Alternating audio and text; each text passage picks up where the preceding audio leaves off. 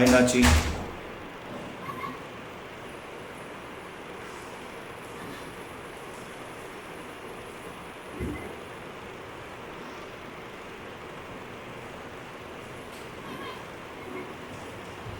I don't know if I need to give you permissions for sharing your screen.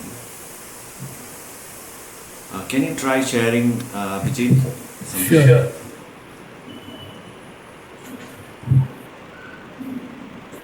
You see the screen, right? Ah, yes. So we're all set.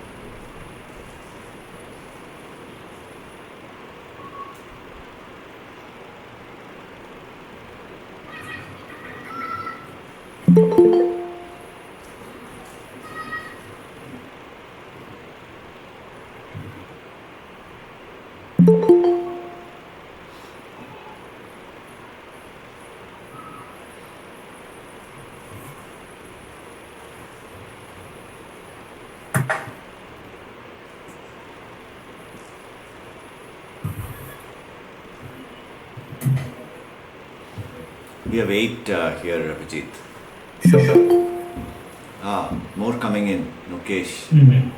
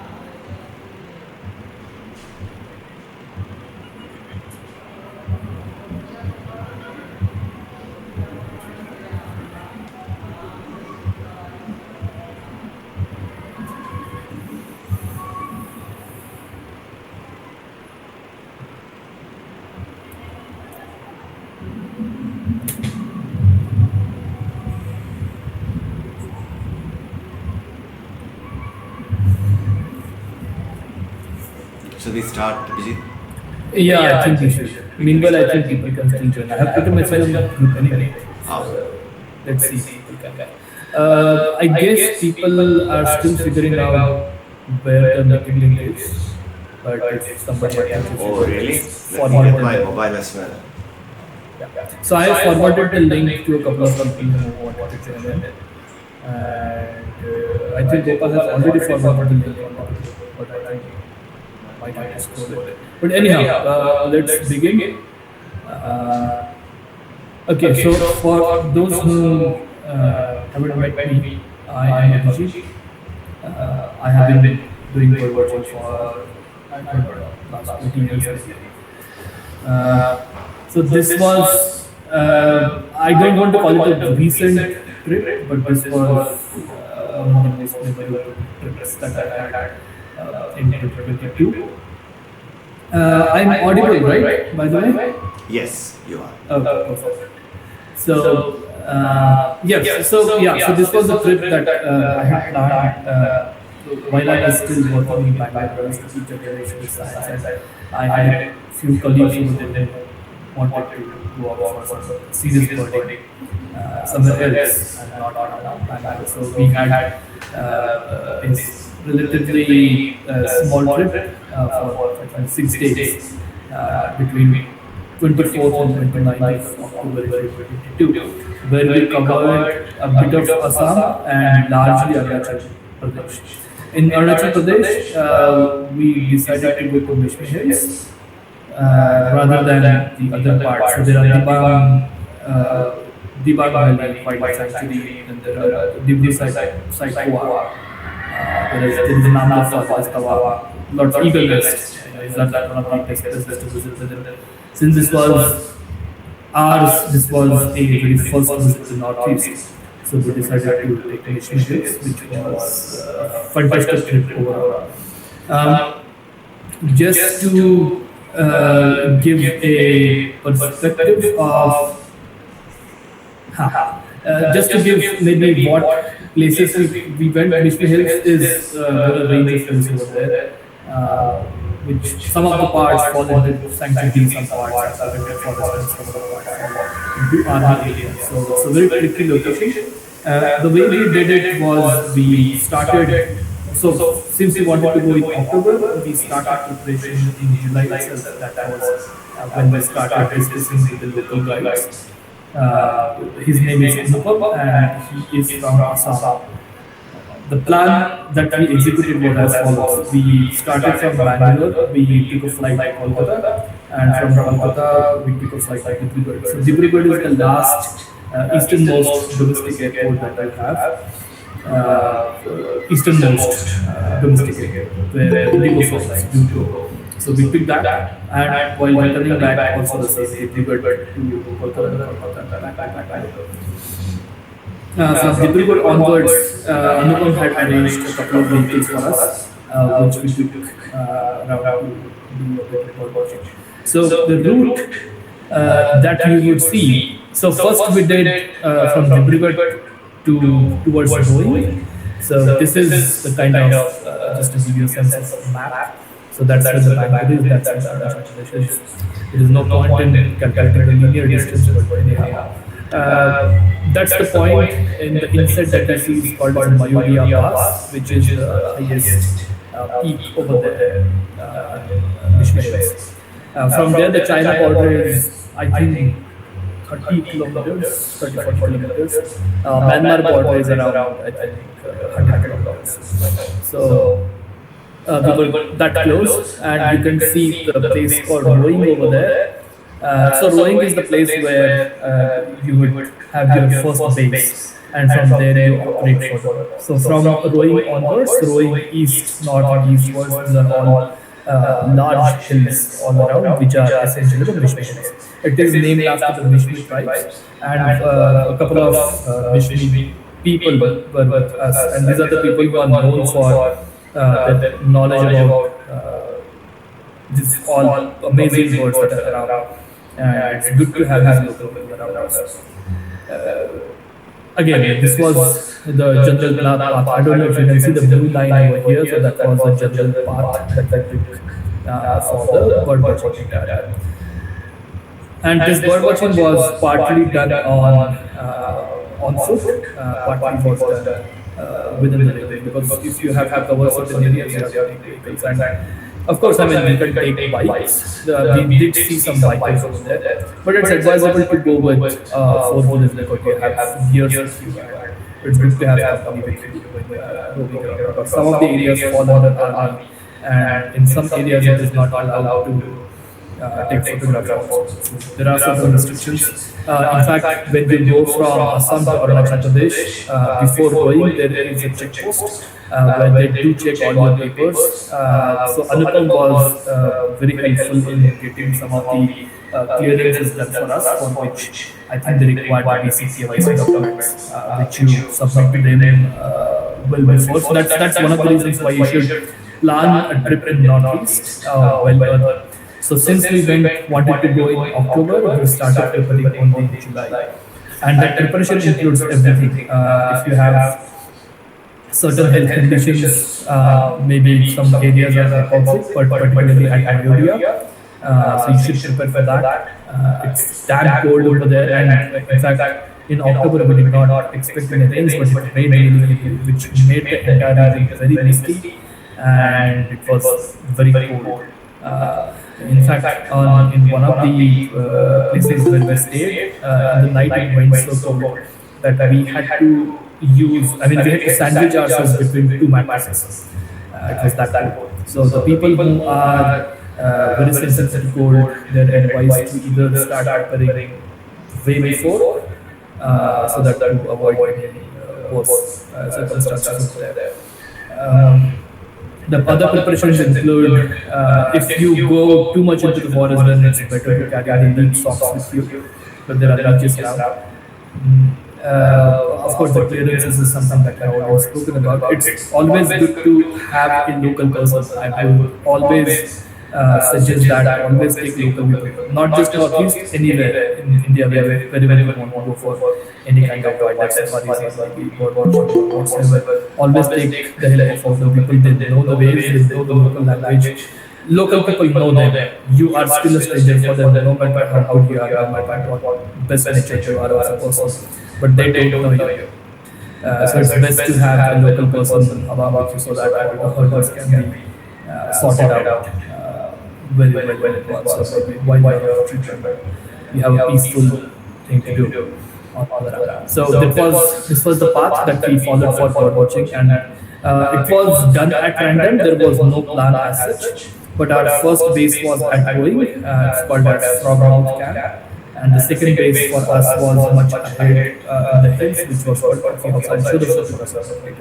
Okay, so the intention of this presentation or maybe this script report is not to showcase the photographs. I am not a very good photographer, but I'm going to show you what I did. In fact, this was the trip when I started using Sigma 150 600 for the first time with Canon 6D. Canon 6D, as you all know, that's a very old model, even Canon does very also. I had a bit of trouble in focusing. In terms of lenses that you might require, I think a zoom lens of 150 600 is good enough. No need to carry teleconverter as such. You also need not carry a tripod with you. If you are not confident about shaking hands, then it's best to carry a monopod with you because I'm certain this will sit down and hold the camera for more duration. That was the place. In fact, I will just demonstrate. So, all in all, it was a very well planned trip as such. Anupam is the person we got to catch and he understood the thing. So, the good part, before I start showing you the pictures during the trip, before, in fact, we started the trip, Anupam had messaged all of us if we had any specific species in mind. And if you are going there for the first time, it's best not to have that list in the mind because otherwise you get restricted to see only those, and then if you don't see them, you come back frustrated because you already have a list in your mind. It's also important to understand the migration patterns of the local birds. If you go in October, you will see the passerines very well, but not the galliforms. What I mean by that is, pardon me for the technical jargon, but passerines are the songbirds, the smaller birds, because those are the ones which are going to migrate down to southern India side, into Western Ghats or maybe to Sri Lanka. So those are the birds. I mean, some of them are, of course, elevational migrants as well. So some species which are already present in a higher elevation would come down a little bit, but not migrate further down. There are certain species which will migrate all the way, which will have already started migrating to southern India. So those are the birds that the ones which are already migrated to this region, southern India, are the ones that we are going to miss. This is what I'm talking about in October. So in October, you will see all the resident passerines very well, but that is the time you may not see any dragons or pheasants or these birds, because these are the birds which could be present in the higher elevations. So either you try to go into the higher elevations where the snow is, or you go little late, because that is the time when these dragons would also come down a little bit to avoid the snow. So there are certain regions, particularly at the lower elevations, where it doesn't snow. You would see in this Google map itself, there are certain areas which are marked, which look whitish. Right, so those are the areas where those are at the highest elevation. That's where it snows. In fact, if you go little ahead of Mayuria Pass, until that point it snows, and that is in fact the region where you will see dragons and pheasants and all these galliforms. Little late, maybe in December or January. So if you have a certain specific list in your mind, go accordingly. Always talk to the local guide before you plan your trip. But if you're going there for the first time, in my opinion, October and November are the best months to visit that place because that's fantastic. Because that's when rain has almost stopped. But I mean, of course, you can't control the climate. Of course, you can't predict the climate. So then we went in the end of the October, so we did not predict rain, but then it did rain a couple of days, which was a bit disappointing. I mean, the first 2 days it was pretty disappointing. It was rain, and as it rains, you will see no birds whatsoever, and it's very noisy when it rains. So you have to go prepared by that. So since it's predictable that it's going to rain, you always should carry rain covers with you. It becomes very chilly, so maybe carry pullovers and head caps and if possible hand gloves if you're comfortable with that. So that's the gear that we generally require over here. In terms of cameras, I have it told you that 600 mm is good enough to get pictures. It's good to carry a zoom lens rather than a prime lens. But of course, that's an individual choice and depends what species you want to target. So we went there for the first time, so we did not have any choice. But for me, the major attraction in that region was Mishmi. So that was one species that I particularly went over there for. And I discussed this with Anupam, asking him what's the probability of seeing that bird. So he was like, it's not common, but if you are patient enough, you will definitely see it. Right? So let me begin. These are some of the landscapes. Brilliant landscapes. Roads are fantastic. There is no reason, in fact, there is no reason why roads should not be good in any places. But these are particularly good because the entire region is under DRO. So all the roads are always good, even if this is the area which is very prone to landslides. So during the landslides, the roads get destroyed, and if you get stuck in a landslide, there is enough help. Army people are always there. The DRO people are always there to help you out. You have to trust them in such cases, and this is one of the reasons why you should carry 4-wheeler with you, because you can carry food with you.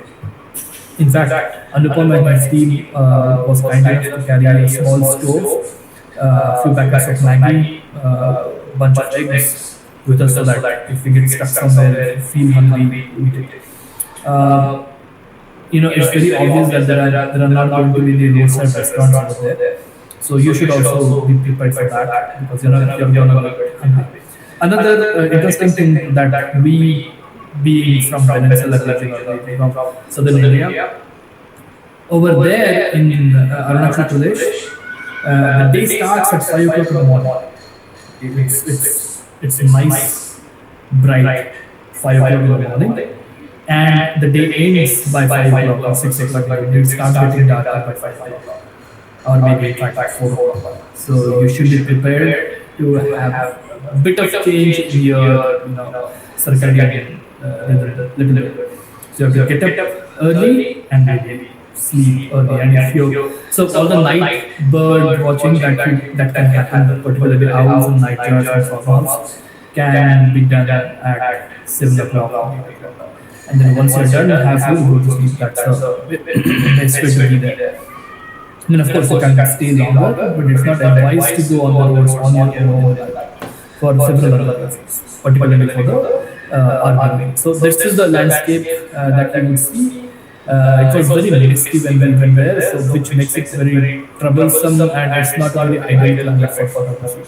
So be prepared for that as well, since it's going to be risky all the time, particularly at the higher elevations. It's going to be risky. This was the very first bird that we saw, and locals.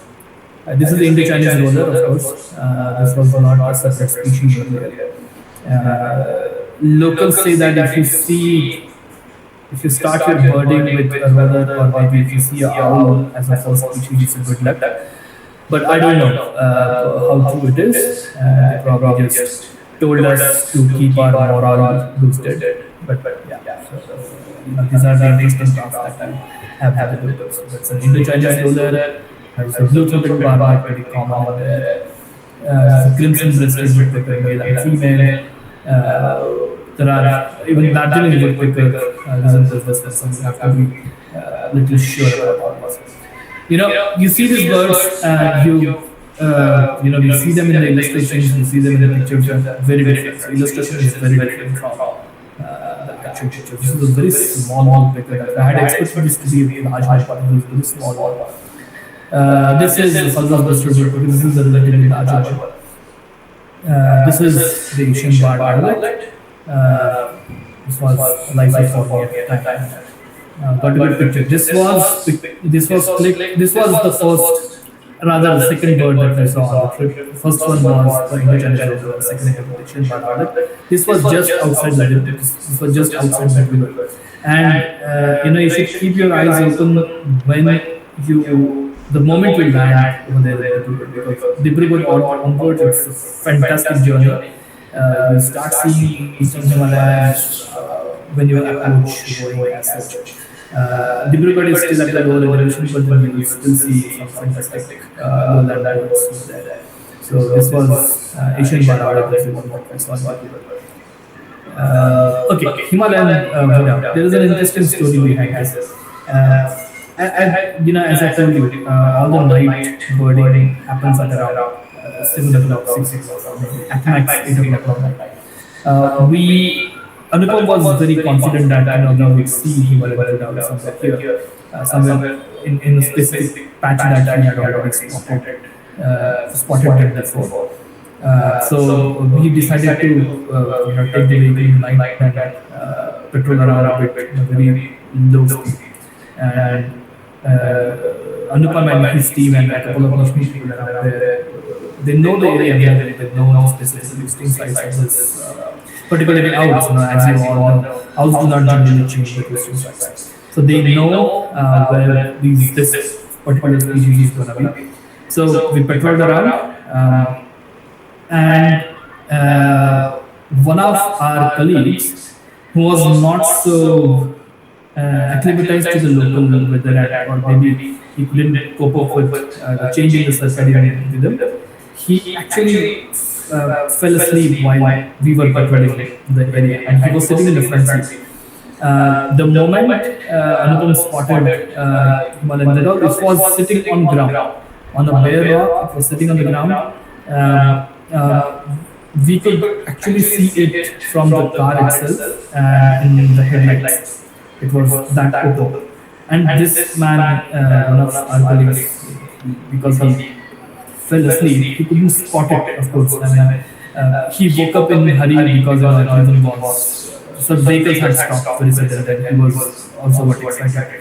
And in that heat, he had advised not to open the car door. He advised us to click the photograph, click the record shots from the car itself, so that you could take the car's little back and then maybe get down and then approach the board, maybe at a safer distance, and then click the pictures. But then, in that hurry, in that losing of the control and maybe half asleep, that man, he opened the door and without us.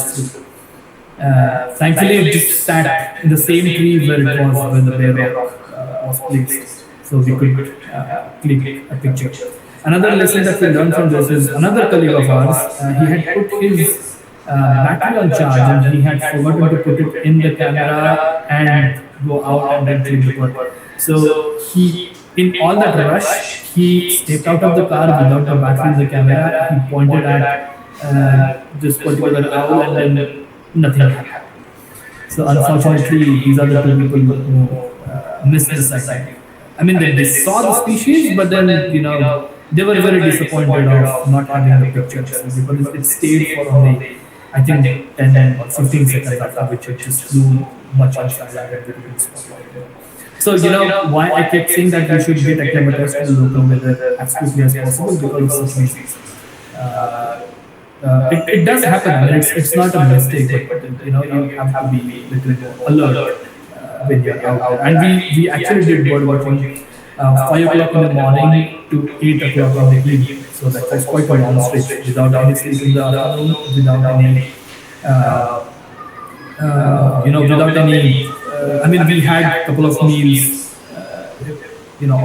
every day. That's it, and maybe sometimes maybe evening snack or something. So you have to be prepared that way so that you don't miss the sunrise. And never hurry to approach a species. I do see it every time people in hurry they either make the bird go away or they miss the sighting. Their frantic movements in fact make the sightings miss for the other success. So that's not what matters when you go. This is called out one of the smallest outlets in India. Interestingly, its back is also designed in such a way that it looks like its head, looks like its face. I couldn't manage to get that photograph, but yeah, this was very nice. This is a great Moina, bronze, Jogo, scarlet, and red. It's a maroon oriole. It's a very interesting species of oriole, which is golden in color. Yellow-billed blue magpie, Eurasian jay, beautiful nuthatch. This is a very nice species to look at. It gives a good amount of time. Nuthatches generally do give you ample amount of time to see and photograph. So my advice is if you go see this bird, see it first, then click it, because otherwise you end up seeing it on the this photograph is not a justice to what bird is like. It's fantastic and very beautiful looking species. I managed to click on only one photograph for a short time. I spent just watching the bird, creeping around all the branches, feeding on insects. Beautifully, and as the name suggests, it's a very beautiful bird. This is chestnut-billed nuthatch. Of course, another nuthatch species over there. This is white-tailed nuthatch. Interestingly, it is feeding on stick insect, which we got to know only after we clicked a couple of photographs and then it was there. I have some behavioral photographs of this. It's a beautiful sibia. It's the commonest bird in Mishmi. So if you see it for the first time, of course, one can understand the rush, but it's also good to go prepared to know which birds are there and which birds are very common over there, so that you can decide your priorities. So beautiful sibia is a very common bird over there. This is a very rare bird. So, black-breasted parrotbill we saw in Jia grassland, which was at the lower elevations towards Rowing. So, Rowing is a town where it's a lower elevation town, and that there is a grassland called Jia grassland. That's where the species is found. Of course, I mean, this is, in my opinion, is one of the most difficult species to spot and photograph. It's because Jia grasslands are very tall grasses, like I don't know if you've heard, elephant grasses, as tall as an elephant. And these are the species which are skulking all the way inside the grasses. And it keeps on flying from one spot to other in such a moment, in such a duration. It's a slow flying, but the problem is the moment you hold your camera and try to point it, it has already. So it keeps on moving from one place to other. So it's very difficult to capture species like that. So those who have advanced cameras can maybe do that. I don't know the latest technology lets you shoot a short video-like photo of what we have generally in iPhone, the live photo. Similar technology, I don't know, there is something, I forgot the term. So if you use that, it's easier to get a picture of that. Otherwise, it's easier to click a picture in wide angle and then you crop. So I was lucky enough to get it at 600 mm. A couple of pictures and that's it, and I was done. It took me, to spot it and to click this picture, it took us around 3 hours, 3.5 hours to get a decent picture, which would show species. Quite a rare species. Black-eared crab is another very common species. It's a very small bird, although it's very similar to white-eyed. You end up calling it white-eyed, but actually it's a stripe. This is a female of the same bird. Blight-like babbler. Black-throated bush-tit, this is another different species. Tickle's leaf warbler, it was cyclic before it had already started migrating. This is Blight's leaf bird. Leaf warbler. There was also leaf warbler. Blight's leaf warbler is the Western crowned leaf warbler is the one that is very similar to this. The calls and sounds are of course very different, but the plumage very same. This is the one that this does not migrate, whereas Western crown does migrate in Western Ghats. So this is one of the ways to distinguish it. But then in Arunachal Pradesh, you do see both the species, but then if you are there in winter, it's more likely to see a blight leaf warbler than the other. Of course, we had confirmed it using based on the songs, and this comes out to be license. Black-faced warbler, whistler's warbler, grey-sided bush warbler. This is another very skulking species. This is chestnut crown bush warbler. This is a striated grasshopper. This was Klikak, a place called Marguli in Assam. Again, it was on the return journey. So I will just maybe speak about it first. Show the picture. This is another interesting species to see there, chestnut cap babbler. There are lots of fulvitas. This is Manipur fulvita. This is brown-throated Nimla's fulvita, golden-breasted fulvita, rufous winged fulvita, yellow-throated fulvita, dead sea Nepal fulvita also. This is a fire-breasted flowerbreaker. This is still in molting stage. That's why you don't see that red color that nicely. This is a black-throated sunbird. This is an eclipse male. Its illustration is not there in our books, but this is an eclipse male of black-throated sunbird. This is the fully adult breeding male of black-throated sunbird. This is green-tailed sunbird. Another. This is either eclipse male or maybe a juvenile. This is another very widespread species of the sea. Very frequent. This is the female of green-tailed sunbird. This is, of course, adult, and this is the time I realized that my lens has a problem with soft focus. It focused on a branch but not on the bird. So the bird otherwise is sitting in a nice position, but then it didn't focus on that. Streaked spider hunter was very far, didn't try much to click it. This is otherwise a common species. Orange winged leaf bird, of course, is an interesting species. Okay, long-billed rain babbler. Why I have put this photograph is for two reasons. One, it's rain babbler, that's one. Second, you see that this photograph is out of focus. Now, as I have been talking about the manners of bird watching and bird photography in the area, what had happened when we were there, since we all are excited about seeing the new species and life species for us, you tend to go. You tend to make frantic movements. It's natural to approach the bird frantically. But while doing so, you should be watchful what you are doing. So what had happened while I was in the right position, this bird came up, and seeing that this bird had come up, my colleague just came in front of me without realizing that I was about to click the photograph and kind of disturbed my way of clicking the photograph. So things do happen that way. So you need to be very respectful to other people. Once you hold the positions and respect that. Whether the person is already done and clicking the photograph, then move ahead and do the photograph. Otherwise, it's always joy to watch it. Of course, I watched it. Rain babblers are very notorious. They will show up maybe hardly for 10 seconds, 12 seconds, and then 30 seconds. That's it. Very difficult to capture them. They are absolutely skulking. You know that they're there behind the bush, but it's really difficult to capture.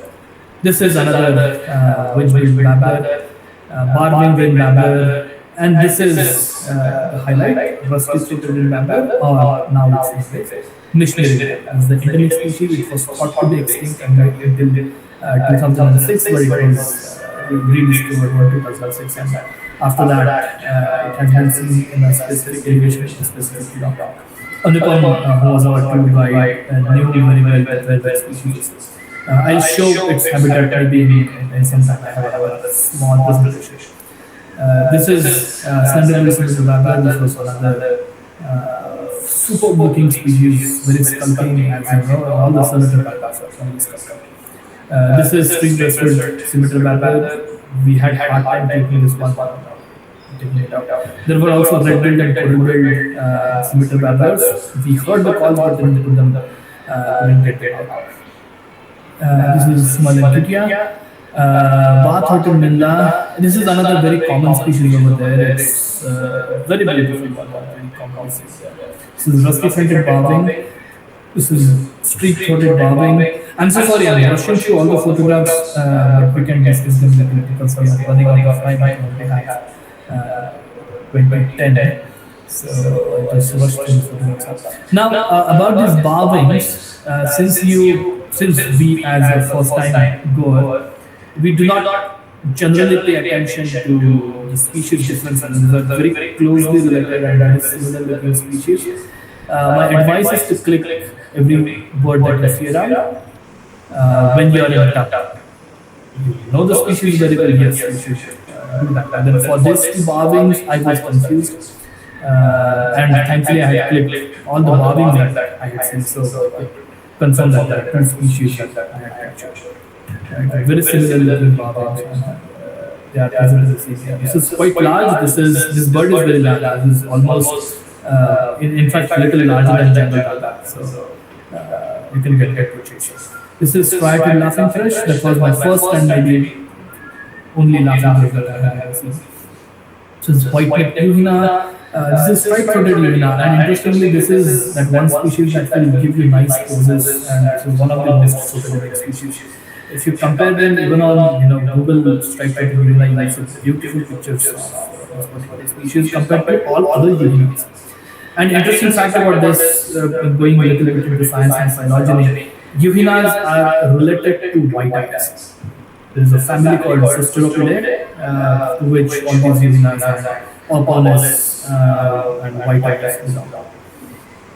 This is Discard Yuhina, another species of olive-backed that has seen across white backtail. The sitting backtail I was hoping to see. I did see it, but this was not the one. The eastern backpack, the eastern yellow backpack. The city backpack, eastern yellow backpack also I have seen over there, but then this is not picture. This is grey bush chat, refers to altered flycatcher, loads of flycatcher there. Like different, I don't know if this is male or juvenile. So it's pied flycatcher, this graded canvas, and it was raining, you can see the drops there. It was very stringent. So this white-throated fantail, we do see a spot-breasted fantail in our region. This is white-throated fantail. Chestnut-bellied rock thrush. This is plum-based spot-breasted, very cute bird. You can see in water areas. This is white-capped oyster. There's ruby throat, yellow-brown tit, green-backed tit. All this used to be a species complex, and now they have revised the taxonomy. So green-backed tit is a great tit. It's nearest to Asian tit. Yellow-chipped tit. This is red whiskers gumball, of course. Why not? You see that the red whiskers are hiding less as bird. Chestnut bunting. Chestnut bunting is a very rare find over there. I mean, due to fog and mist, I didn't manage to get a good photograph, but then yes, chestnut bunting, and we could identify it only after we photographed because it was very difficult to see it through the binoculars or maybe through the spot. It was far away. We approached slowly, clicked a couple of pictures, and then realized that there was a chestnut bunting. Relatively quite rare bunting species. Little bunting, this is the commonest bunting in that area. So you can click as pictures. There is another one which is very similar. This is a rusty chick bunting, which looks very similar to that. So keep an eye on that. The scarlet finch female, we did see a male, but then I couldn't click a picture of that because I was too much interested in seeing. Eurasian tree sparrow, we did see is another common species in that region. I saw them in a town near Abhijeet. Right, so that's the one. I will quickly show you another small presentation where I do showcase.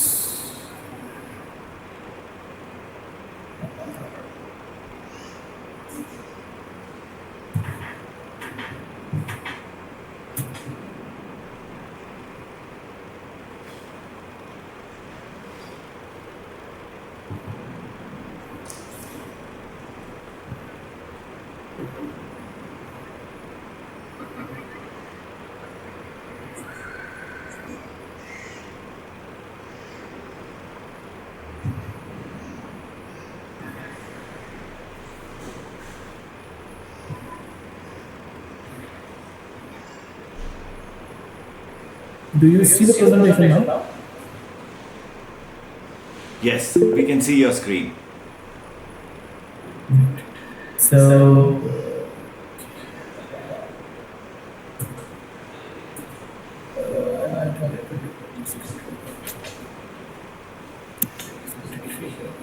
yeah. So I'm not a very selfie guy, but then managed to click a couple of pictures.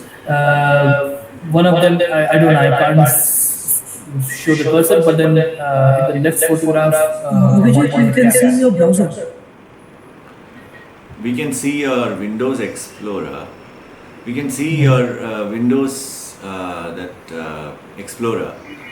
Oh, is it so? Yes, we can't see the file you've opened. Oh, okay. Hold on.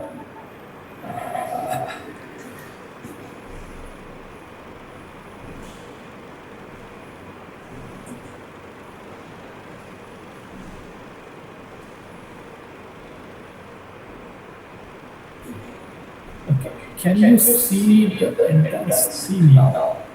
Yes. Okay. Can you see the presentation now? Yes, yes, we can see. Okay. Okay, this looks like Pashan Lake.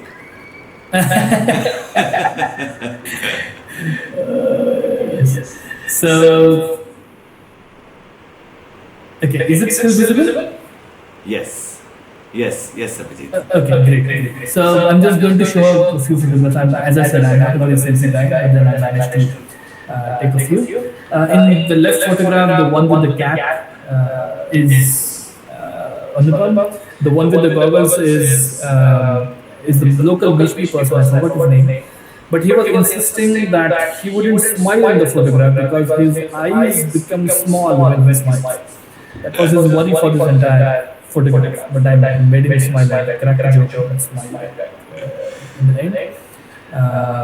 Then all these people are local people who took us all around. You see, there is this photograph which looks like Pasha Lake. You see that there is fern and moss all around on one of the sides. So this is the habitat of Mishmi rainbow. The Mishmi rainbow is there. Even Barwin rainbow, it's there behind. It is a size of white eye. It's there behind. It will give calls. It will keep on singing from inside, but it won't come out. You have to wait. Despite you put calls on, it's very skulking. It doesn't come out that easy. This is the campsite at Frogmouth Camp, which is near Rowing, which is the lower elevation. This was where we had food. This place is called as Coffee House. This is our second base, which was slightly on the upper elevations, and this is the place in fact where we stood and we saw rain, Eurasian rain from this particular place. This is a restaurant. Interestingly, this is called as Old Hotel at 65th kilometers. There is no name to the place. It's based on the distance that you travel from A to B, and at 65th kilometers hotel. Nice food. You will get vegetarian food as well as non-vegetarian food. If you want to go eat methone, you can demand that. Or the Mishmis would be happy to feed you. So this is the hotel we had our food on the way, of course. This is the roadside restaurant that has come up over there. This is one river in Assam. I mean, it's at the boundary of Assam and Arunachal Pradesh. It was near Roing, and this is the place where we in fact saw Gangetic dogs. So this is the place where we in fact went for marsh babblers, yellow-bellied pinia, and a few more warblers in that. Then I in fact saw the parrot. So this was the area where we went for this, and there is a nice river. Oh, not for parrot area. So this river we did see gadgeted dogs, but it was far away in clip picture. Wherever I go, I also try to see some other aspects of the local life, and this is an interesting one. These are different varieties of chilies, and the larger one, the red ones in this are called as food jalokia. It literally means that if you eat them, you'll start seeing a ghost, and that's how the name comes out.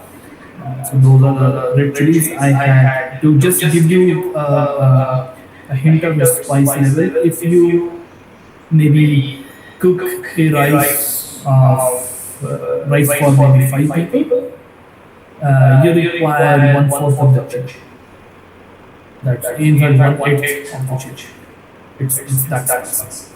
It's brilliant collection that they have. Another thing that I wanted to tell a story about this. So there was a lady who was sitting on this chilies, and one of our colleagues wanted to click a picture of that lady along with this, and she got angry. Okay, so you as a photographer always take permission from a person whether you can click their photograph. This is one big mistake that people do. They just assume, they just take locals granted, and without taking any permission, like you own the place, you start taking pictures. You shouldn't do that. You should always take permissions before, particularly for the human subjects. You should always click pictures. Otherwise there are incidences which in fact go really wrong in some cases. I have witnessed cases in Gujarat. I have witnessed cases, and this was another case where the lady who was selling these got angry, and then this is one of the reasons why you should have a local person to go and convince them. It's good that in Northeast India everyone speaks Hindi and they're fluent in Hindi.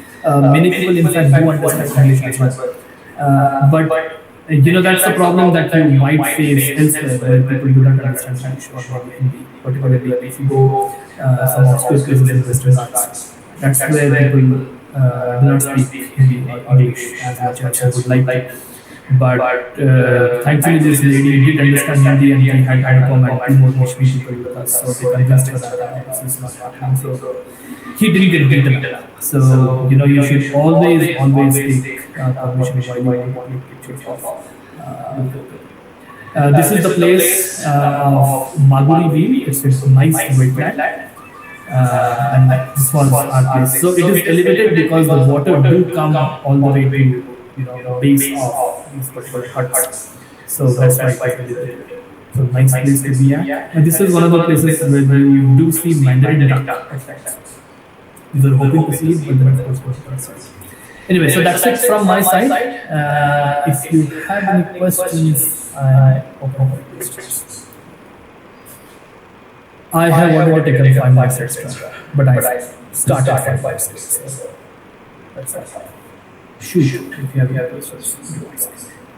One thing that they did not talk about is the budget. We, excluding the travel, we spent 6,500 per day, inclusive of food and the guide fee and the vehicle. That's 6,500 per day was very cheap. This was in 2022. The prices might have gone up. And in fact, Anupam had started it recently. He's not an established person as such. So others might charge a little extra. If anyone of you are interested in, so how many with me? We were 1, 2, 3, 4, 5 of us.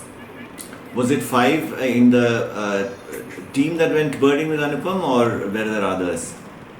No, so just us. Just five. Just Okay. us. Just five. So five of us and Anupam and one driver. So that was the team for the entire. Okay. Yeah. And some places then we would also have a couple of Mishmi people around us. That's That was great, Abhijeet. A lot of great pictures. thanks. I mean, these are, of course, these are not very great. Total number of days, yes. We went for 6 days. 6 days, 7 nights. That excludes the travel. So we were there for. So 6 days are enough if you want to explore it thoroughly. And this is what I generally like to do. I explore the area very thoroughly. So Mishmi Hills is something like that. Because you don't go that often in such areas. So I would definitely recommend you go at least for work, take out nice time and go. Unless you have certain very specific species, advisable to go for 5 to 6 days. Yeah, hi Abhijit, nice to here. Hi, Nachit. Yeah, Abhijit, it's an amazing presentation, and unfortunately, I just for some reason I had to just drop back for a few minutes. So please excuse me if you answered this question during the presentation. But are there any night trails that you did out there? We did. Okay. Oh, so apart from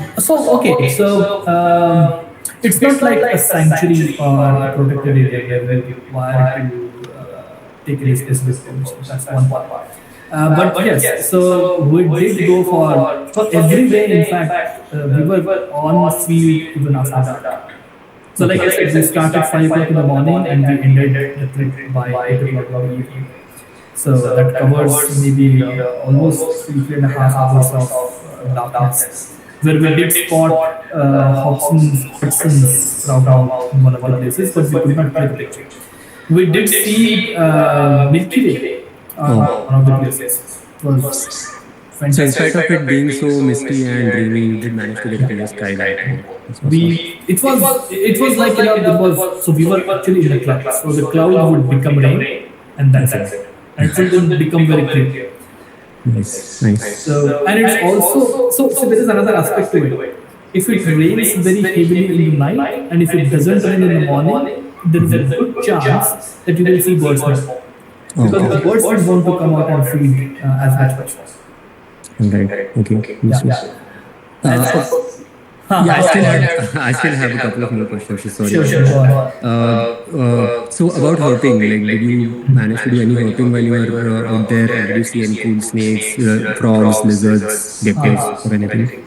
I mean, the focus was, of course, not reptiles or the Okay, no problem.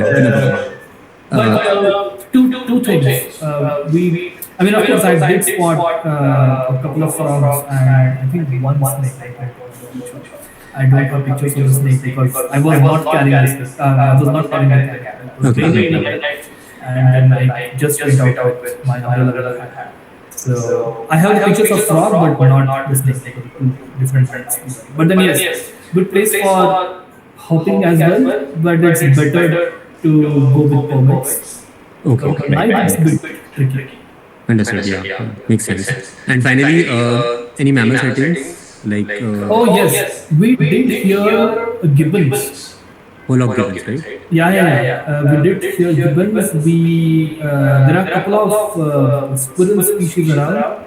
I think hoary-bellied and orange-bellied. Malayan giant squirrel, right? Malayan giant squirrel as well. We did hear the calls, but again, we couldn't clip the pictures. I mean, I couldn't clip the pictures. Very high elevation. Tall trees all the way up. It's really difficult to spot. So yeah, mammal sighting is another interesting thing. So we were hoping for Mishmi takin, but then we didn't get it. Oh, interesting. That was my another target species, but it's too much to expect.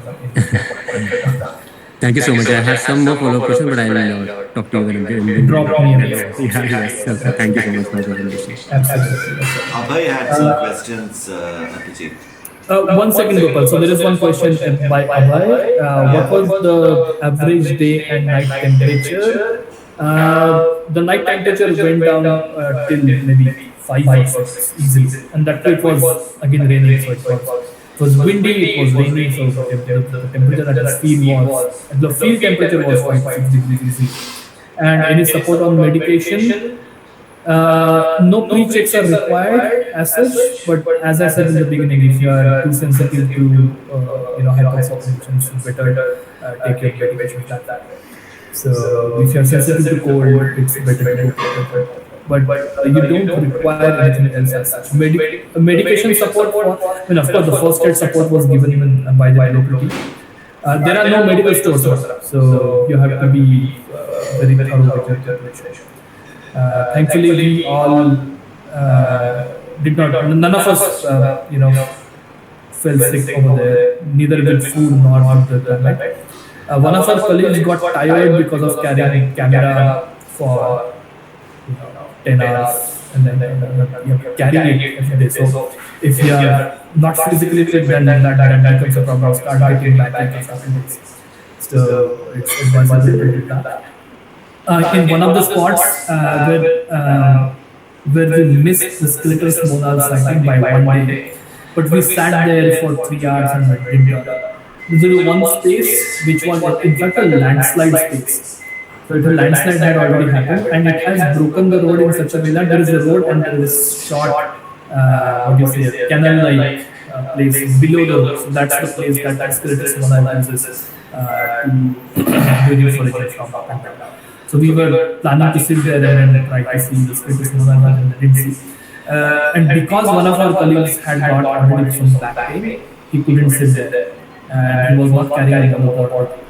So he couldn't sit for that because it's very heavy. If you carry even 156, imagine that you're carrying 2 kilo. I mean, it feels 2 to 3 kilo is very less weight. But then if you carry it for more than 8 hours on your shoulder, it starts. And the altitude also makes it difficult. Correct. Yeah. So if you're not physically fit, then go prepare at least. Do not carry a new lens. Do not make the mistake that I did. You should carry a lens which you are very familiar with. Otherwise, you mess up the settings, you mess up completely. Nachiket, to answer your question, we are trying to get it recorded. I'll see after this call is done whether it was successful or not. Thank you so much. Yeah, because you had some questions. No, I was just pointing you to the questions raised by Abhay. Have I think we are answered done. all of it? Not sure. I think we are done. I don't know, Anupam shouldn't have any issue with us sharing his contact. I was thinking maybe as part of the description we can put all the details that you think that people who make this trip might find helpful, like contact for Anupam and whoever else. Would do that. Accommodation suggestions. Would do that. So if you want Anupam's number, I can share it. Thank you. Thank you, Abhijeet. Absolutely. My presentation was very informative. Gopal, thanks for arranging this. And I would love to have such a presentation for Yeah, that would be nice. Yeah, that's in fact the plan. So this was the first icebreaker that we had. Absolutely. And I in fact have 2 to 3 at least 2 to 3 more such presentations. If you can, Abhijeet, if you can templatize this, what all the information typically Yeah, that will be helpful, yes. What things will be helpful to be covered, yeah. Yeah, I'll put that in maybe a slide and I'll just share it with you. Super. Thank you. Okay, so that's it then. Shall we end the call? Sure. Thank you. Bye, Abhijeet. Thanks guys, thanks for joining us. And if you have any questions, drop them in the group. You can have my number, pick it up from the judges. And let's keep meeting at least bi-monthly. Bi-monthly meaning that Yes. twice a month. If others have any interesting presentation, please go ahead. Definitely use that. Okay then. Good night. Yep. Good night guys. Bye. Good night.